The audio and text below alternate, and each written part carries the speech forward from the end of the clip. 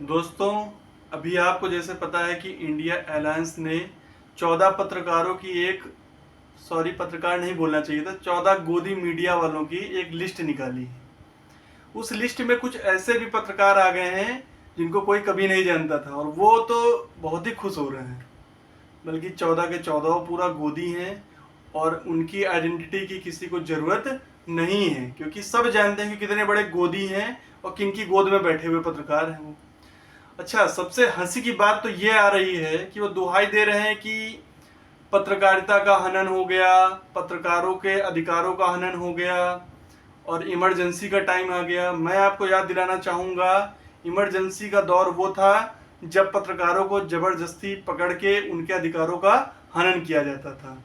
मैं इन गोदी मीडिया वाले पत्रकारों से और इनका सपोर्ट करने वाले तमाम भक्तों से सिर्फ यही एक चीज़ पूछना चाहूँगा कि जो सरकार गवर्नमेंट में नहीं है, जो रूलिंग पार्टी नहीं है, वो भला इन पे कैसे इमरजेंसी लगा सकती है? वो इनके अधिकारों का हनन कैसे कर सकती है? अरे वो तो अपोजिशन है, वो तो बहुमत में भी नहीं थी। ठीक है, अगर आपके इनके इनके जो कंटेंट रहता था, दिन रात नफरत परोसा जा रहा था। ठीक है, दिन रात ऐसे ऐसे डिबेट कराते थे। इनके डिबेट आप जाके देखिएगा, क्योंकि यूट्यूब की गाइडलाइन है तो मैं यहाँ पे किसी पत्रकार का नाम नहीं ले रहा हूँ, लेकिन आपको सबको पता होगा, इनके कंटेंट जाके देखिए आप लोग। दिन रात केवल हिंदू मुस्लिम करना, ठीक है, दिन रात डिबेट में ऐसे ऐसे व्यक्तियों को उठा के लाना जिनसे केवल नफरत की भावना देश में फैल जाए। तो भला इनके शो में कोई क्यों जाना चाहेगा? कोई अच्छा डिबेट तो नहीं हो पाएगा, माहौल अच्छा नहीं हो पाएगा।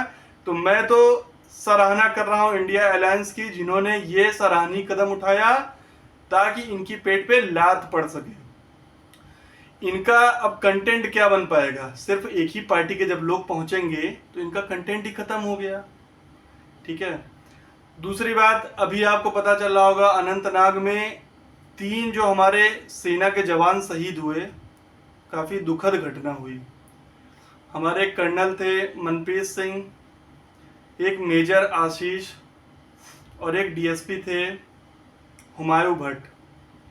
आपको पता होगा दोस्तों कि इस पे हमारे गृह मंत्री, रक्षा मंत्री और प्रधानमंत्री तीनों की तरफ से कोई संवेदना व्यक्त नहीं की गई अभी तक, जब तक मैं ये वीडियो रिकॉर्ड कर रहा हूं।